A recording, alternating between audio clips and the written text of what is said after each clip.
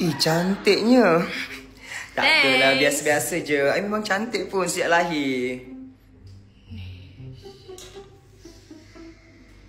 Lawanya kulit yang belah kanan tu. Oh, I duduk belah kiri.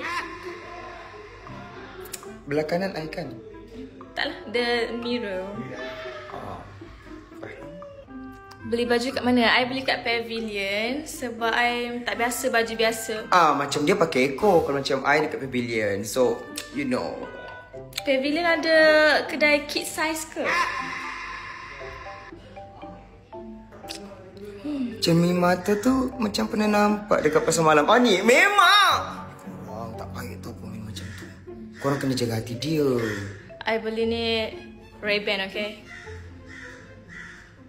Korang berdua siapa lagi wangi? Aslan. Korang ni of macam, course lah macam I. ni dia boleh ikan masin sikit.